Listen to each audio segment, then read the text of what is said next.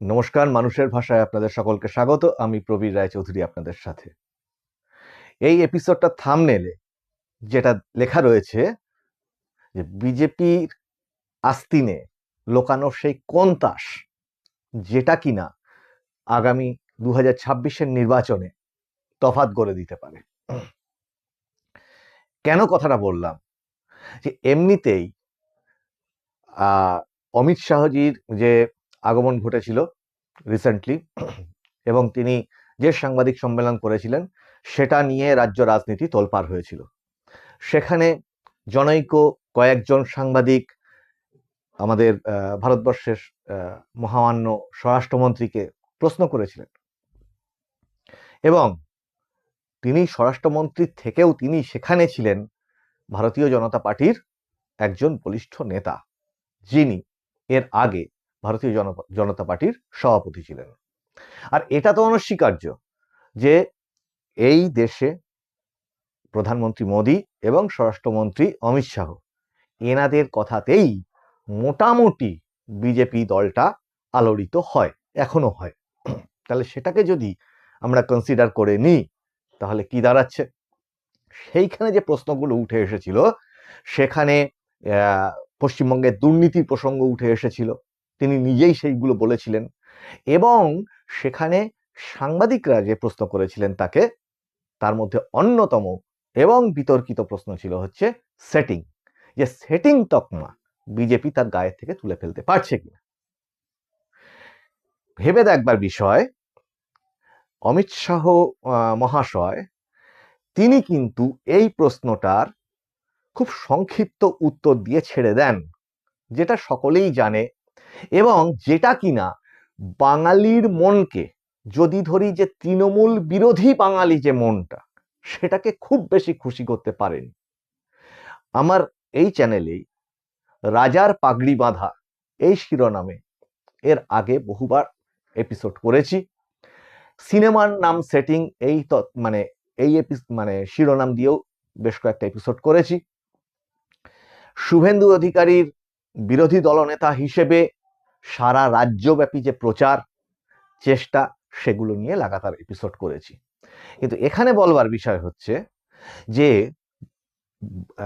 তৃণমূল বিরোধী anti incumbency factor, একটা রাজনৈতিক দল যখন দীর্ঘদিন ধরে একটা জায়গাতে ক্ষমতায় থাকে তখন তার বিরুদ্ধে যে অ্যান্টি ইনকামবেন্সি ফ্যাক্টরগুলো উঠে আসে, সেটাকে বিজেপি কতটা কাজে লাগাতে পেরেছে বা বিজেপি সহ অন্যান্য রাজনৈতিক দলগুলো কতটা কাজে লাগাতে পেরেছে, সেই প্রশ্ন যেমন মানুষের মনে উঠে এসেছে, তেমনি বছরের পর বছর যাবত, বিগত বেশ 2-3 বছর যাবত সরকারের বিরুদ্ধে যে সমস্ত কেলেঙ্কারিগুলো উঠে এসেছে, সেটা চাল রেশন, শিক্ষা ক্ষেত্রে আপনার শিক্ষক নিয়োগ দুর্নীতি, আরজিকর কাণ্ড সহ আরো নানান ধরনের দুর্নীতি, এবং সিবিআই তদন্ত, ইডি তদন্ত, কোর্ট, সুপ্রিম কোর্ট, হাইকোর্ট, এই সমস্ত বাঙালি সকাল থেকে রাত পর্যন্ত দেখেছে, এবং আজ পর্যন্ত সেই তদন্তগুলোর অগ্রগতি নিয়ে শুধু বাঙালি নয়, এমনকি আদালতও অসন্তুষ্ট অগ্রগতিগুলো নিয়ে। এবং এইটা ভেবে দেখবার বিষয়, যেটা নিয়ে এই এপিসোডটা করছি, সেটা হচ্ছে যে এই তদন্তগুলো এখন ঠিক যেরকম অবস্থাতে আছে, তাতে করে মানুষের যে এই অসন্তোষ, সেটা থেকেই কিন্তু বিজেপি বা কেন্দ্রীয় সরকারের বিরুদ্ধে জনমনে, সেটা রাস্তাঘাট হোক, চায়ের দোকান হোক, ডেলি প্যাসেঞ্জারের ট্রেন হোক, সব জায়গাতেই এই সেটিং তত্ত্বটা উঠে এসেছে। একদিনে ওঠেনি, ধীরে ধীরে ধীরে ধীরে উঠে এসেছে। কারণ তদন্তগুলো থেকে কোনো সারবত্তা পাওয়া যায়নি, বা সেগুলো এখনো পর্যন্ত কোনো মীমাংসার জায়গায় গিয়ে পৌঁছয়নি, কোনো রকম শাস্তি হয়নি, ইত্যাদি ইত্যাদি। এখন এরকম যদি অবস্থাটা চলতে থাকে, তাহলে যে পরিণতি হবে সেটা খুব সহজেই অনুমেয়। পাশাপাশি বেশ কয়েকটা ঘটনা ঘটে গেছে। সেটা হচ্ছে তৃণমূলের এমএলএ, হুমায়ুন কবির, যদিও তৃণমূল তাকে সাসপেন্ড করেছে, সেই হুমায়ুন কবিরের একটি নতুন রাজনৈতিক দল গঠন, এবং তারও আগে রাজনৈতিক দলটা গঠনের আগে তিনি বাবরি মসজিদ প্রতিষ্ঠা করবেন বলে শিলান্যাসের ডাক দেন, এবং তাতে একটা বিপুল সাড়া পান, এবং তৎপরবর্তীতে তিনি জনতা উন্নয়ন পার্টি জেইউপি গঠন করেন। এর সঙ্গে যেটা উঠে আসছে সেটা ওয়াকফের যে সম্পত্তি, তার যে রেজিস্ট্রেশন পোর্টাল, সেই রেজিস্ট্রেশন পোর্টালে তাদের সম্পত্তিগুলো নথিভুক্ত করবার যে সময়সীমা, সেটা নিয়েও বিরোধী দলনেতা এই নিয়ে বিভিন্ন সময় তার মন্তব্য দিয়েছেন, এবং হুমায়ুন কবির এই প্রসঙ্গটাকে সামনে তুলে আনেন যে এই সময়সীমা 6 মাস পড়ে থাকতেও হঠাৎ করে মাত্র 5-6 দিন দেওয়া হলো কেন, যদিও তার সময়সীমা ইতিমধ্যে আবার সেটা বেড়েছে।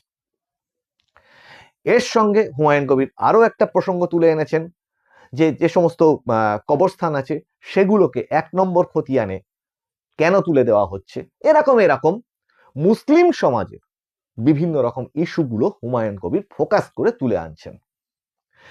এই হুমায়ুন কবির, যিনি কিনা নিজে বলতে পারেন যে ওই স্টেজে দাঁড়িয়ে যে আমার দলের কোনো কর্মী সমর্থকে যদি গায়ে কেউ হাত দেয় বা তাদের বিরুদ্ধে কোনো মিথ্যা মামলা দেওয়া হয়, তাহলে কিন্তু আমি থানার ইট খুলে নিয়ে চলে আসবো।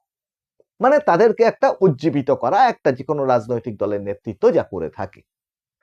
ঠিক পাশাপাশি যদি দেখা হয়, শুভেন্দু অধিকারী তার যে বিভিন্ন রকম বক্তব্যগুলো আছে, সেই বক্তব্যগুলো শুনলে কর্মী সমর্থকরা উজ্জীবিত হন। অমিত শাহ মহাশয়ের যে প্রেস কনফারেন্স, যারা আশা করেছিলেন যে এই ধরনের উজ্জীবিত কিছু কথাবার্তা শুনতে পাবেন, সেটা কিন্তু তারা পাননি। এটা কি কোনো কৌশল? কি সেই কৌশল? এটা কি হতে পারে যে যেটা অনুমান করা হচ্ছে, এই যে এসআইআর প্রসেস এখন চলছে, এই এসআইআর প্রসেসে কারা সুবিধা পেল? তৃণমূল কংগ্রেস সুবিধা পেল, নাকি বিজেপি, যারা কিনা এই এসআইআর প্রসেসকে প্রথম থেকে সমর্থন জুগিয়ে যাচ্ছে, বা সেই এসআইআর প্রসেসটা নিয়ে তাদের প্রচুর রাজনৈতিক বক্তব্য তুলে ধরছে যে সেই এসআইআর প্রসেসটা কিভাবে তৃণমূল কংগ্রেসের ক্ষতি করতে পারে ভোট ব্যাংকের ক্ষেত্রে। সেই প্রসঙ্গটা যদি ভাবা হয়, তাহলে এই এসআইআরটা শেষ হওয়া পর্যন্ত, এখন তো শুনানি পর্ব চলছে, এই এসআইআর পর্ব শেষ হলে একটি নতুন ভোটার তালিকা বেরোবে, তার মানে একটি নতুন রাজনৈতিক সমীকরণ তৈরি হবে। এই রাজনৈতিক সমীকরণে কি এটা দেখা যেতে পারে যে কত সংখ্যক মুসলমান বা ভোট, কত সংখ্যক মানে সংখ্যালঘু ভোট সেখান থেকে বাতিল হলো, বা কত সংখ্যক অনুপ্রবেশকারী ভোট সেখান থেকে, মানে যেগুলো অবৈধ হিসেবে সেখানে ঢুকেছিল, সেগুলো কতটা বাদ হলো। তেমনি এইটার ফলবশত কি এটাও দেখা যেতে পারে যে এর ফলবশত কতটা হিন্দু ভোটও, যারা কিনা বাংলাদেশ থেকে আগত, সেই হিন্দু ভোটও কতটা কমে গেল। ফলত এই এসআইআর এর তালিকা বেরোনোর পর কিন্তু বোঝা যাবে যে নতুন রাজনৈতিক সমীকরণ বুথ ওয়াইজ কি তৈরি হচ্ছে। এমনিতেই বিভিন্ন সংবাদ মাধ্যমে আপনারা দেখেছেন যে বিভিন্ন বিধানসভা কেন্দ্র ওয়াইজ যদি দেখা হয়, তাহলে বিপুল সংখ্যক মানে অসঙ্গতিপূর্ণ ভোটার সেখানে থেকে গেছে, এবং সেটা হাজারে হাজারে। সেই নিয়ে তৃণমূল কংগ্রেসের যেমন মাথা ব্যথা আছে, তেমনি কিছু কিছু ভোট বিধানসভা কেন্দ্রে কিন্তু হিন্দু ভোটও, এইভাবে যারা বাংলাদেশ থেকে যারা ওখানকার সংখ্যালঘু হিন্দু এখানে এসেছেন, তাদের ভোটও প্রচুর পরিমাণে বাদ যাওয়ার আশঙ্কা থাকছে। কারণ তারা তো পরবর্তীতে সিএএ তে অংশগ্রহণ করবেন, সিএএ তে অংশগ্রহণ করবার পর তাদের নাম ভোটার তালিকায় উঠবে। তাদের ভোটার তালিকায় সেই নাম ওঠাটা কি 2026-এর ভোটের আগে হতে পারে? সেরকম কি কোনো রকম বিষয় দেখা যাচ্ছে, জানা যাচ্ছে? এখনো পর্যন্ত কিন্তু সেরকম কোনো খবর নেই। তাহলে আস্তিনের তাস কোনটা হতে পারে এর মধ্যে? বলা হয়ে থাকে সাধারণভাবে, সাহিত্যের ক্ষেত্রে, সিনেমার ক্ষেত্রে এটা একটা চালু কথা, সেটা হচ্ছে বাঙালি হুজুগের জাত, বাঙালি আবেগের জাত, হুজুগের জাত। হুজুগটা কি? হঠাৎ করে যদি বাঙালি সমাজে বড় ধরনের কিছু ঘটনা ঘটে, বাঙালি সেটা নিয়ে মেতে যায়, কিছুদিনের জন্য অন্তত মেতে যায়। তাহলে বাঙালির ভোটকে বা ভোটের যে মনটা, সেই মনটাকে পরিবর্তন করবার জন্য কি দিন 15, 1 মাস, 15 দিন এটাই যথেষ্ট? বিজেপি কি এরকম ভাবছে? তার জন্যে কি অমিত শাহ কিছুটা, মানে তার যে প্রেস কনফারেন্স, সেটা কিছুটা সংযত দেখা গেল?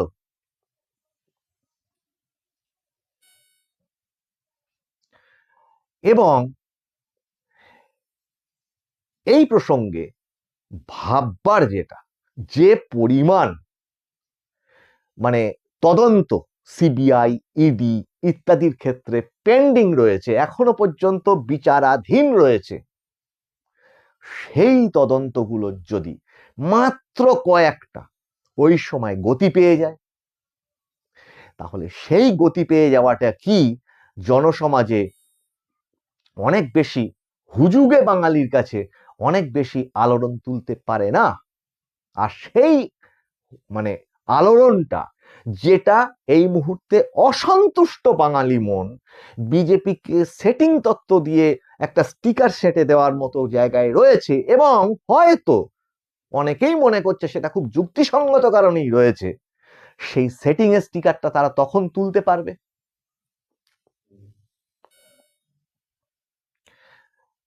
এখন এই সবটাই হচ্ছে, এই সব প্রশ্নগুলোই হচ্ছে ভবিষ্যতের গর্ভে রয়েছে। শুধু দেখবার যে এই তদন্তগুলো ফেব্রুয়ারি মাসে নাকি ভোট ডিক্লেয়ার হয়ে যাবে, তাহলে এই তদন্তগুলো তখন কি গতি পেতে পারে? তখন কি আদালতে গিয়ে আবার কড়া নাড়তে পারে সেই তদন্তগুলোর মীমাংসার জন্যে? এইটা কিন্তু একটা চিন্তার বিষয়, এবং এটা ভোট রাজনীতিতে কিন্তু বড় প্রভাব পড়তে পারে, যেটা অন্যান্য কোনো সংবাদ মাধ্যমে এখনো পর্যন্ত আমি দেখতে পাইনি এই ধরনের আলোচনা। তাহলে তাই যদি হয়, তাহলে কিন্তু হুজুগে বাঙালির মন যেমন আলোড়িত হতে পারে, তেমনি পাশাপাশি আর একটা জিনিস ভাববার আছে, যে মুসলিম ভোট, সেই মুসলিম ভোট একত্রিত হওয়াটা কিন্তু একটা বড় এই ভোটের, আগামী ভোটে মানে প্রভাব ফেলতে পারে। একদিকে হুমায়ুন কবিরের যেমন দল ঘোষণা করা, তেমনি হুগলির বুকে, পশ্চিমবঙ্গের হুগলির বুকে মুসলিমদের বিশ্ব ইজতেমা, এই যে অনুষ্ঠানটা, যেটা একটা বড় আকারে বিপুল সংখ্যক লোকসমাগম সেখানে হয়েছে, এইটা কি প্রমাণ করছে? এটা কি প্রমাণ করছে সেটা ভবিষ্যৎ বলবে। সেই ভবিষ্যৎ এবং এই মনোভাবগুলো ভোটের বাক্সে কতটা রূপান্তরিত হতে পারে, মানুষ কতটা ভোট দিতে পারবে, কতটা নিরুদ্বিগ্নভাবে ভোট দিতে পারবে, সেটাও কিন্তু ভবিষ্যতের গর্ভে সেই প্রশ্নটাও থেকে যাচ্ছে। সবকিছু হলো, কিন্তু ভোটের সময় ভোট দিতে কি পারবে মানুষ? আবার সেই দেওয়া ভোট, যেটা গুজবে শোনা যায় অসমর্থিত সূত্রে, কাউন্টিং এর সময় সবটা এলোমেলো হয়ে যাবে না তো?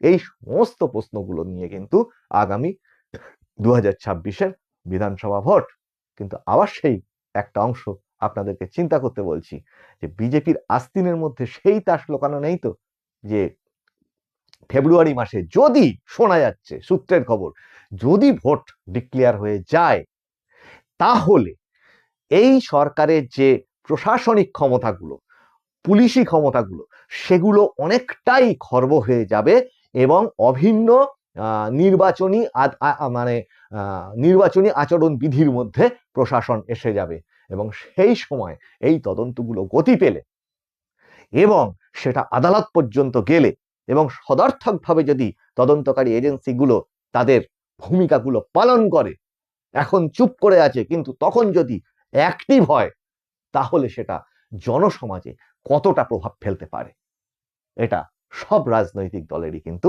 চিন্তার বিষয়। যেহেতু একটা দুটো তদন্তর একটু অগ্রগতিই কিন্তু বহু কিছু ঘটিয়ে দিতে পারে, অন্তত মানুষের মনের কাছে। আজকের মানুষের ভাষা এপিসোডে এই পর্যন্ত। সামনের এপিসোডে আপনাদের সঙ্গে আবার দেখা হচ্ছে। নমস্কার।